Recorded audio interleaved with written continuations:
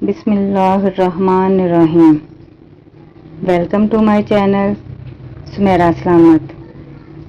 آج ہم حضرت سیدنا شیخ عبد القادر جیلانی رحمۃ اللہ علیہ، جنہیں ہم غوث پاک رحمۃ اللہ علیہ کے نام سے بھی جانتے ہیں، کے بارے میں سچا واقعہ بیان کرتے ہیں۔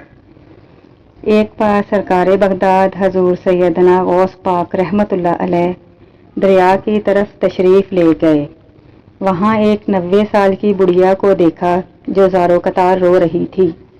ایک مرید نے بارگاہ غوثیت رحمۃ اللہ علیہ میں عرض کیا، مرشدی، اس ضعیفہ کا اکلوتا خوبرو بیٹا تھا، بیچاری نے اس کی شادی رچائی، دلہا نکاح کر کے دلہن کو اسی دریا میں کشتی کے ذریعے اپنے گھر لا رہا تھا کہ کشتی الٹ گئی اور دلہا دلہن سمیت ساری بارات ڈوب گئی۔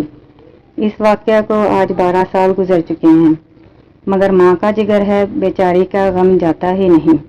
یہ روزانہ یہاں دریا پر آتی ہے اور بارات کو نہ پا کر رو دھو کر چلی جاتی ہے۔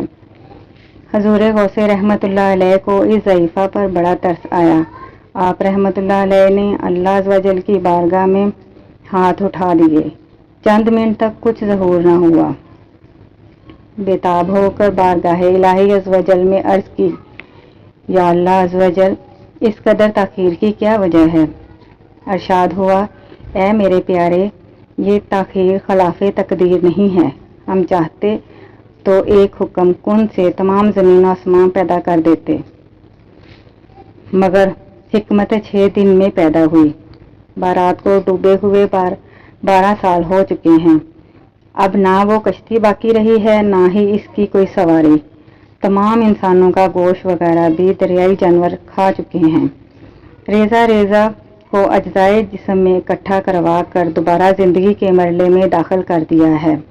اب اس کی آمد کا وقت ہے۔ ابھی یہ کلام اختتام کو بھی نہ پہنچا تھا کہ یکایک وہ کشتی اپنے تمام تر ساز و سامان کے ساتھ دماء دلہا دلہن و باراتی سطح آب پر نمودار ہو گئی اور چند ہی لمحوں میں کنارے آ لگی۔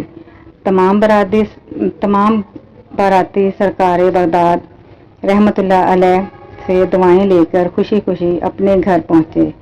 اس کرامت کو سن کر بے شمار کفار نے آ کر سیدنا غوث اعظم رحمۃ اللہ علیہ کے دست حق پرست پر اسلام قبول کیا۔